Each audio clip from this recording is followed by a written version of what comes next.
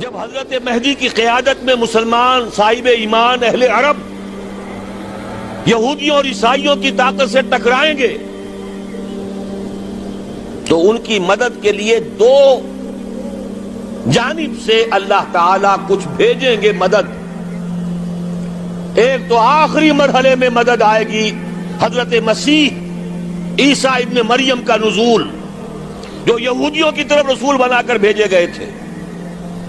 انہیں یہودیوں نے اپنے خیال میں سولی پر چڑھا دیا، لیکن اللہ نے فرمایا وما صلبوہ وما قتلوہ ولکن شبہ لہم بل رفعہ اللہ الیہ. اللہ تو اپنی طرف اٹھا کر لے گیا. اور احادیث صحیحہ جو کہ ہمارے ہاں متواترہ کے درجے میں، وہ احادیث جو صحیحین کی ہیں، ان سے ثابت ہے کہ حضرت عیسیٰ ابن مریم دوبارہ زمین پر آئیں گے. اور یہودیوں کا سب سے بڑا سرغنہ جو خود مسیح ہونے ہی کا دعویٰ کر رہا ہوگا، مسیح الدجال، اسے حضرت مسیح قتل کریں گے. لیکن ایک دوسری حدیث سے معلوم ہوتا ہے کہ مشرق سے فوجیں آئیں گی حضرت مہدی کی مدد کے لیے.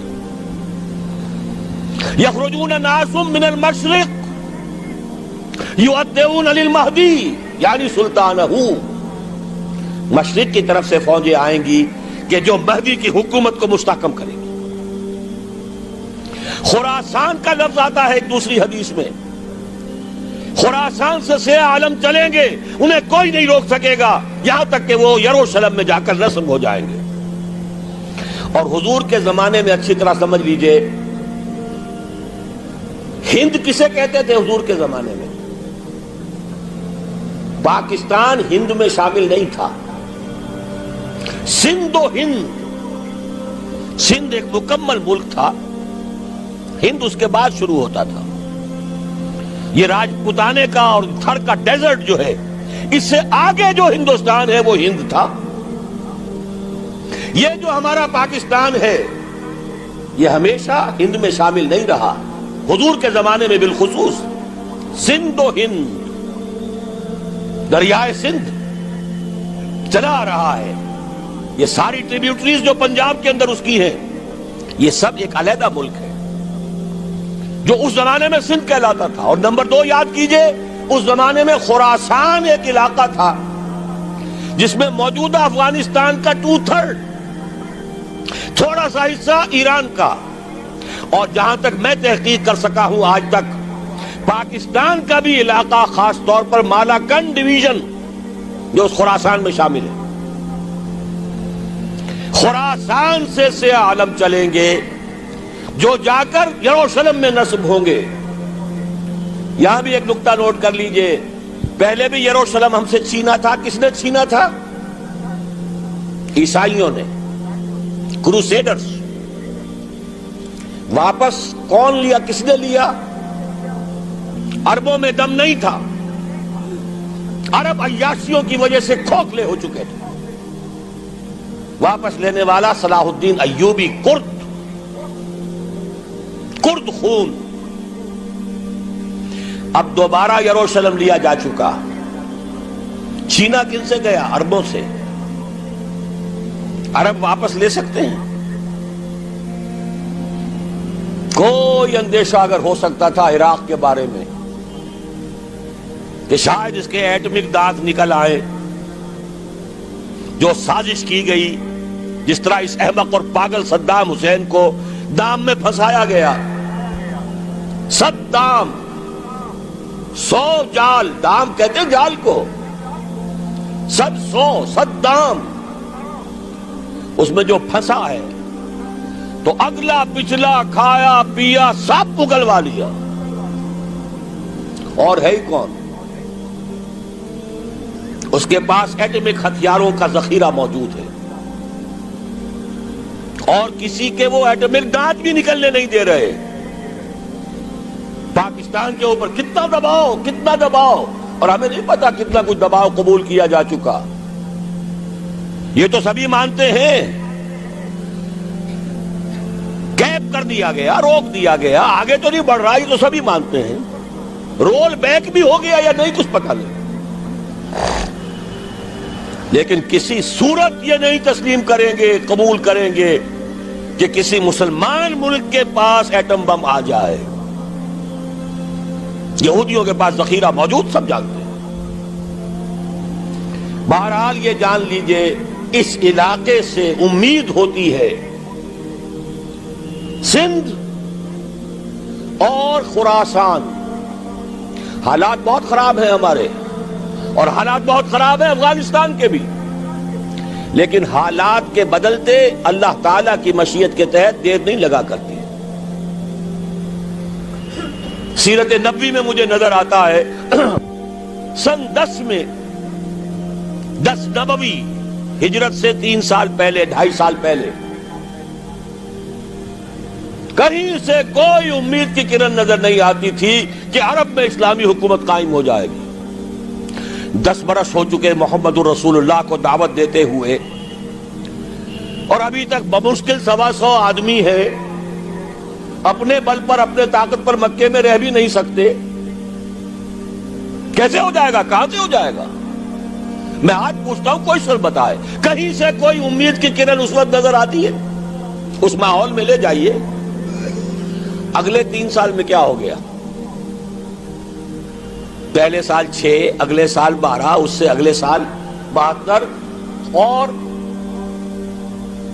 بیعت عقبہ ثانیہ، ہجرت، اور وہاں سے اب حضور کی طرف سے انیشیٹ شروع ہو گیا، انیشیٹو. تو ہم نہیں کہہ سکتے اللہ تعالیٰ کی قدرت، اللہ کی مشیت. یہ یقین ہے کہ دنیا کے خاتمے سے پہلے نظام خلافت قائم ہوگا، اور تمام دنیا میں ہوگا. ظاہر ہے کہیں پہلے کسی ایک جگہ سے ہوگا، جیسے حضور کے زمانے میں ہوا. اگر بیک وقت پوری دنیا میں ہو سکتا تو حضور کے دست مبارک سے ہوتا. اگر حضور کے دست مبارک سے بھی ایک ملک میں ہوا، جزیرہ نما عرب میں ہوا، پھر حضور کے امتی ہیں نا، ابو بکر ہیں، عمر ہے، عثمان ہے، صحابہ کرام کی فوجیں نکلی ہیں، امتی ہیں. امتیوں کے ہاتھوں اس کی توسیع ہوئی. اب بھی یہی ہوگا، کسی ایک علاقے میں ہوگا. میرا گمان ہے، میں یہ یقین سے نہیں کہہ سکتا. گمان بھی میرا ان احادیث کی روشنی میں ہے جو میں نے آپ کو بتا دی اور موجود ہے اس کتابچے کے اندر. علامہ اقبال نے بھی انہی کے حوالے سے کئی کہا ہے، میرے عرب کو آئی ٹھنڈی ہوا جہاں سے، میرا وطن وہی ہے، میرا وطن وہی ہے. اس علاقے سے کچھ ہونے والا ہے اور ہوگا انشاءاللہ. میری زندگی میں نہ ہو، آپ کی زندگی میں نہ ہو، کوئی پرواہ نہیں.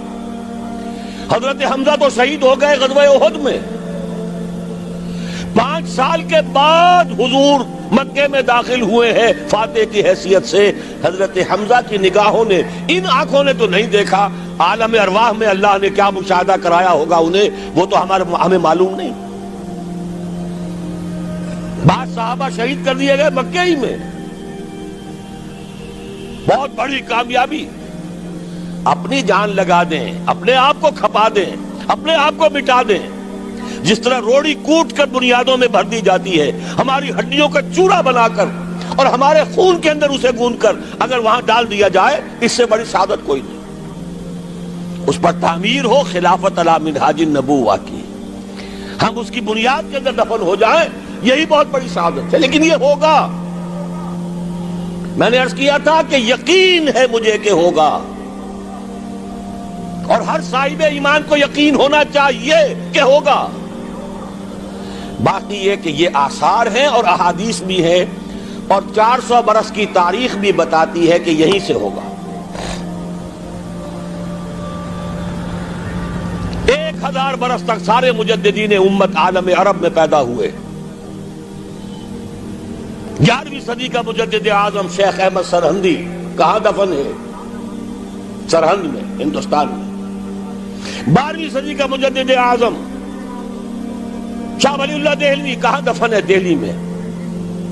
13ویں صدی کا مجدد اعظم سید احمد بریلوی، ان کی تو قبر بھی معلوم نہیں، لیکن ان کا خون جذب ہوا دریائے کنہار میں، اور ان کے سینکڑوں ساتھیوں کی لاشیں اس بالا کوٹ کے مقام پر.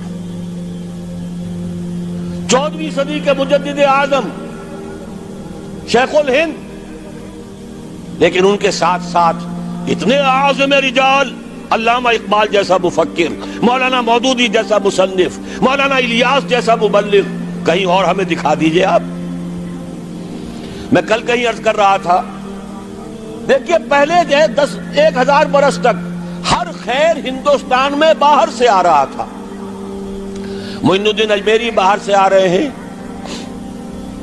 شیخ علی حجویری باہر سے آ رہے ہیں، سندھ میں جتنے اولیاء دفن ہیں سب کے سب باہر سے، ایران سے چلے آ رہے ہیں۔ لیکن جیسے ہی 11ویں صدی شروع ہوئی، ریورس ہو گیا آرڈر۔ اب سلسلہ مجددیہ نقشبندیہ اب ہندوستان سے نکل کر پھیل رہا ہے۔ پورا افغانستان، پورا ترکستان، تمام یہ ترک ریاستیں جو آزاد ہوئی ہیں ابھی USSR کے خاتمے کے بعد، یہاں تک کہ سائپرس، جزیرہ قبرص، پورا ترکی جو اب بھی ہے موجودہ ترکی، سلسلہ مجددیہ نقشبندیہ کہاں سے چلا؟ ہندوستان سے پھیل گیا پورے عالم اسلام۔ مفکر، علماء دین اور تمام علوم دینی کا مجدد شاہ ولی اللہ دہلوی، خالص ترین جہاد فی سبیل اللہ دور صحابہ کے بعد جماعت مجاہدین جام شہادت نوش کیا، سینکڑوں ہمارے مجاہدین۔ پھر 14ویں صدی میں اقبال جیسا مفکر، مودودی جیسا، دوبارہ دوہرا رہا ہوں، مصنف، مولانا الیاس جیسا مبلغ مجھے تو کہیں نظر نہیں آتا۔ تمام مسلمان ممالک آزاد ہوئے، کہیں اسلام کا نام نہیں لگا، نہ سیوکارنوں نے نعرہ لگایا، نہ کہیں کسی اور نے نعرہ لگایا۔ عربوں نے بھی عرب نیشنلزم کا نعرہ لگایا، اسلام کا نعرہ نہیں۔ تحریک پاکستان میں نعرہ لگا، پاکستان کا مطلب کیا؟ لا الہ الا اللہ۔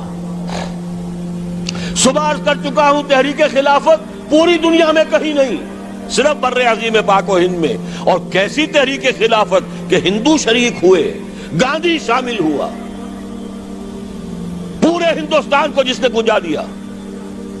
یہ دوسری بات ہے کہ جب خود مصطفیٰ کمال نے ختم کر دیا تو اب کیا کرتے؟ مدعی سست گواہ چست۔ نوٹ کرنے کی بات ہے، کچھ آثار ہیں، 400 سال کی تاریخ ہے، بتا رہی ہے پاکستان کا قیام خود ایک معجزہ۔ یہ ساری چیزیں مشیت ایزدی میں کسی بڑے خیر کا پیش خیمہ ہے۔